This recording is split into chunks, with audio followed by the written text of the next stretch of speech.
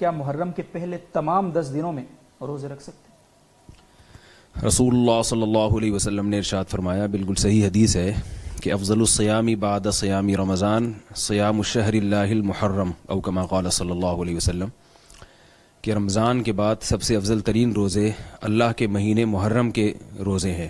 تو اس میں محرم کی فضیلت بھی ثابت ہوتی ہے کہ آپ صلی اللہ علیہ وسلم نے محرم کے مہینے کو اللہ کا مہینہ قرار دیا، اور آپ صلی اللہ علیہ وسلم نے فرمایا رمضان کے بعد سب سے افضل روزے محرم کے۔ تو اس سے پتہ چلتا ہے کہ محرم میں روزوں کی اضافی فضیلت ہے۔ آپ صلی اللہ علیہ وسلم کا جو معمول تھا وہ تھا رمضان کے بعد سب سے زیادہ روزے آپ شعبان میں رکھا کرتے تھے۔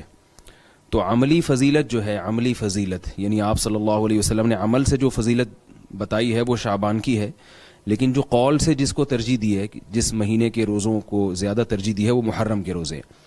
تو علماء نے، علامہ نووی رحمہ اللہ نے اس میں تطبیق یہ دی ہے کہ محرم کی فضیلت بالکل آخر میں، یعنی جب اسلام کا آخری زمانہ تھا اس وقت وارد ہوئی ہے۔ جیسے کہ آپ صلی اللہ علیہ وسلم نے عاشورہ کے روزے کے بارے میں فرمایا کہ میں اگر اگلے سال زندہ رہا تو میں 2 روزے رکھوں گا، لیکن آپ صلی اللہ علیہ وسلم زندہ نہیں رہے، لیکن 2 روزے رکھنا سنت ہو گیا۔ تو علامہ نووی فرماتے ہیں اگر آپ صلی اللہ علیہ وسلم مزید زندہ رہتے تو آپ صلی اللہ علیہ وسلم پھر رمضان کے بعد سب سے زیادہ روزے محرم میں رکھتے۔ اس حدیث سے ہمیں یہ ایک اشارہ ملتا ہے۔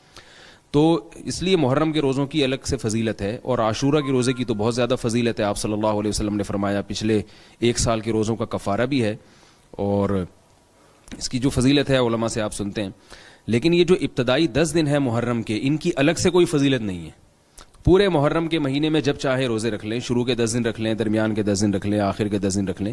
البتہ علماء پورا مہینہ روزہ رکھنے کو ناپسندیدہ قرار دیتے ہیں، کیونکہ آپ صلی اللہ علیہ وسلم کی جو سنت ہے، رمضان کے علاوہ کبھی بھی آپ پورا مہینہ روزہ نہیں رکھتے تھے، ناغہ کرتے تھے۔ تو افضل یہ ہے کہ محرم میں زیادہ سے زیادہ روزے رکھے جائیں، مگر کوئی دن متعین نہیں ہے، جب آپ کو آسانی ہو آپ رکھیں۔